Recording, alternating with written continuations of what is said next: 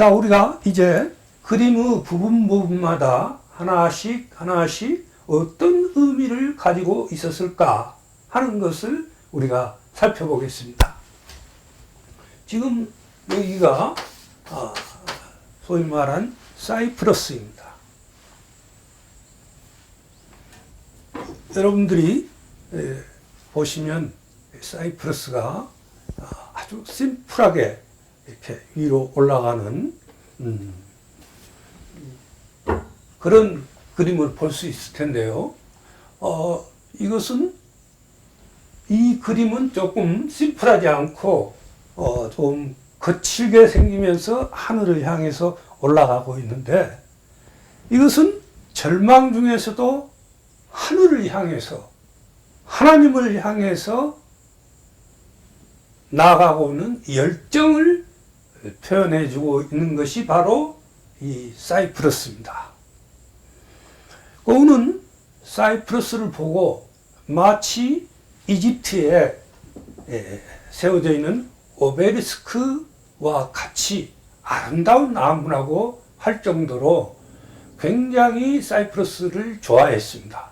사이프러스는 우리나라에서 비슷한 것은 전나무와 비슷합니다. 그러나 이제 진짜 사이프러스는 이렇게 생겨 있습니다. 그래서 사이프러스와 바꿀 수 없다고까지 말을 했습니다. 이집트의 오베리스크는 세계 열방들이 식민지 지배 때 이 오베리스크를 빼앗아 갔습니다. 그래서 어디에 있느냐 하면은 바티칸의 베드로 성당 앞에 이 오베리스크가 있습니다. 이집트에서 갖다 놓은.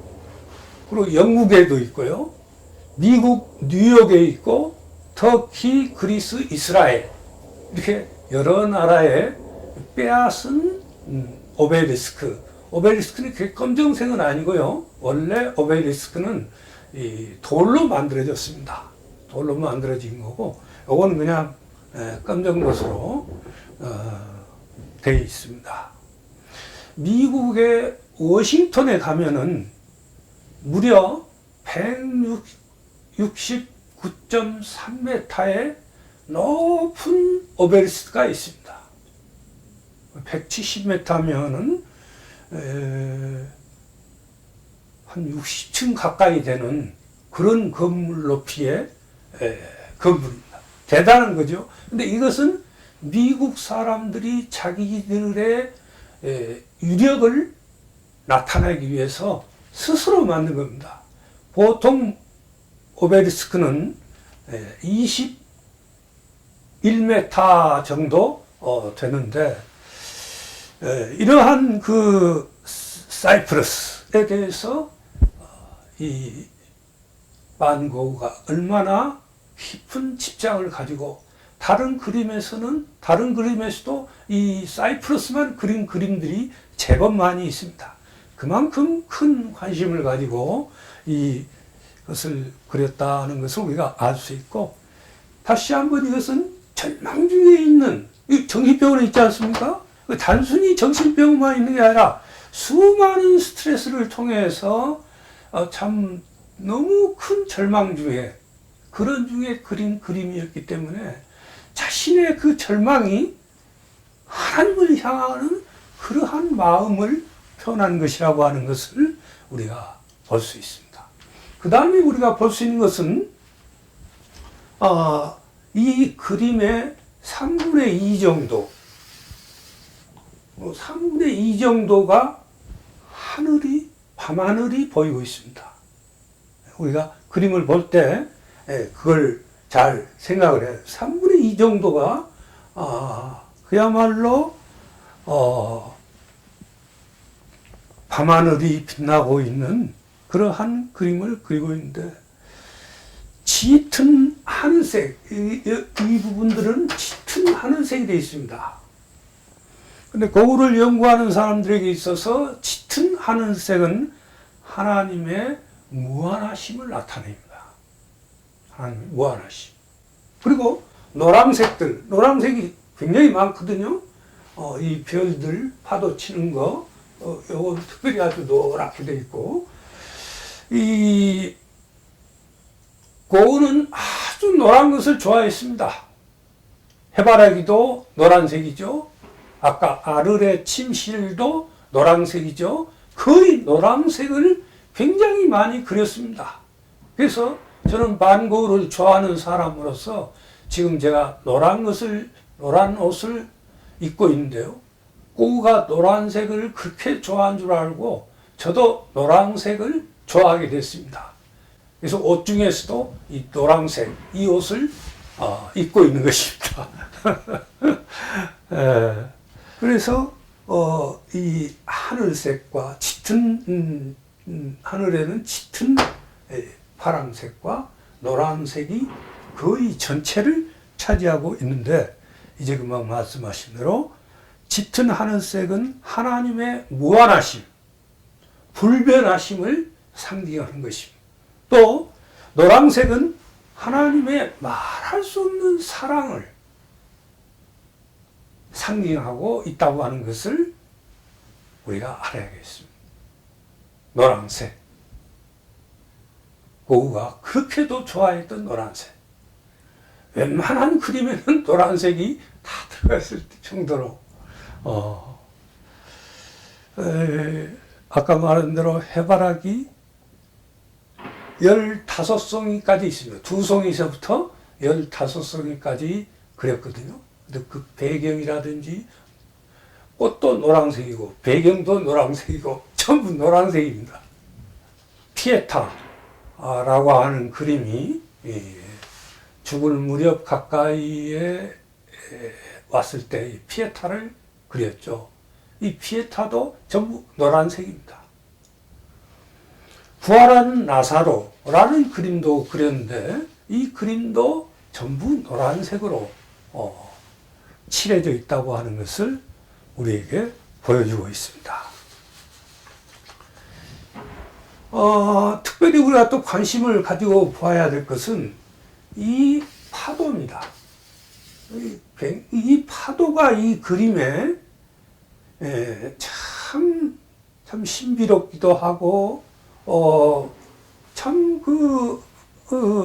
아름답기도 하고, 어떻게 저런 발상을 가지고 저런 파도를 그릴 수 있을까 하는 그런 생각을 하게 됩니다. 그런데요, 하버드의 천체 물리학자인 찰스 휘트니는 별에 대해서 관심이 많았습니다. 물론 천체 물리학자이기 때문에 별에 대한 관심이 많을 수밖에 없겠지만은 유난히 별을 좋아했고, 고우가 그린 이 별이 빛나는 밤에를 좋아했습니다. 근데 재미있게도 이 그림을 그때 당시로 시뮬레이션을 했는데, 휘트니의 연구는 세상을 깜짝 놀라게 했습니다. 그때 당시에 실제로 이런 모양을 하고 있었다는 것입니다. 참 놀라운 일이죠. 그리고 파슨스라고 하는 학자는 망원경을 통해서 또 이것을 별이 이렇게 하고 있는 것을 과학적인 거였다. 과연 어떻게 해서 이 반 고흐가 저런 것을 볼 수 있었을까 할 정도로 아주 충격적인 그런 사건이 이제 최근에 확인되고 발견된 것입니다. 그 다음에 여기 이제 밑에 땅에 있는 그림들이 여기 환하게 노랗게 파랗게 있는 이 그림이 이 마을과 산등성이에 비춰지고 있습니다. 그래서 살짝 노란색이 이렇게 있기도 하고 해서 이 노란색이 반사된, 다른 말로 말하면 하나님의 사랑이 이 조그만 산등성이가 있고 이 조그만 거울에 비치고 있다고 하는 것을 우리들에게 보여주고 있습니다.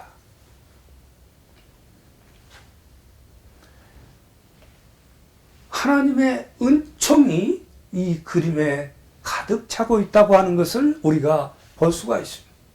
그런데 이제 마지막으로 하나 또 생각할 것은 그림의 정중앙에, 여러분 잘 보셔야 됩니다. 실제로 볼 때 정중앙에 교회가 있습니다. 그런데 이런 데는 노랗게, 이런 데는 이렇게 노랗게, 여기도 살짝 노랗게 돼 있는데 이 교회만은 캄캄합니다. 새카만 색으로 되어 있습니다. 이 창문들이 새카맣게 되어 있습니다. 이제 여기에서 교회가 빛을 발하지 못하는, 그 노란색을 발하지 못하는 유일한 곳으로 나타나 있는 겁니다. 이 그림, 교회의 문자 그대로 이 제목이 별이 빛나는 밤에 라고 하는 것처럼 노란색으로 모든 부분이, 일부분 빨간색도 있고 그런 부분인데 이 교회만이, 그것도 한 중앙에 있다고 하는 것은 상당히 의미가 있는 겁니다. 이 교회만이 불을 밝히지 못하는 그런 장소로 우리들에게 보여주고 있습니다. 오늘은 제도권 교회가 너무 타락했고 유선적이라고 생각을 하고, 그때 당시에 제도권 교회는 사람들에게 아무런 영향력을 미치지 못했다고 하는 것을 만고우가 이 그림을 통해서 보여주고 있는 겁니다. 그러니까 아까 이 살짝 노란 것에 대비되는 그런 것이죠.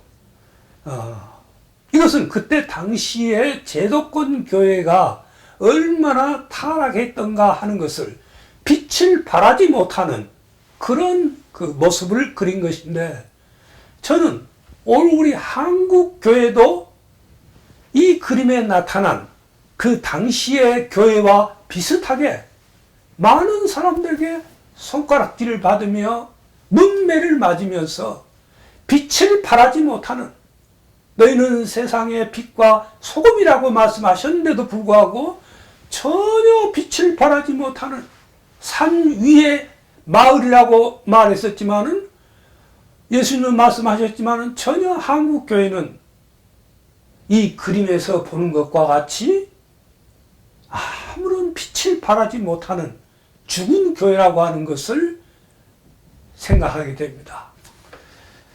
그의 신앙은 태어나면서 죽을 때까지 변함없이 펄펄 살아있는 그런 신앙이었습니다. 참 이렇게 말하면 어떨지 몰라도 그의 삶은 그야말로 잔혹한 삶이었습니다. 어떻게 인간이 저런 상황에도 견뎌낼 수 있을까 할 정도로 아주 참 잔혹한 삶 속에서 이토록 아름다운 그림을, 그것도 병원에서 그렸다고 하는 것은 얼마나 많은 사람들에게, 병원에서 그렸다고 하는 것은 참으로 그 마음이 참 이렇게 아름답다고 하는 것을 우리들에게 보여줬습니다. 현실은 너무 참혹한데 그의 내면은 이 노란색과 같이 환한 그런 마음으로 살았습니다. 그래서 이 그림이 세계에서 가장 많은 사람들이 좋아하는 그림이 된 것 같습니다.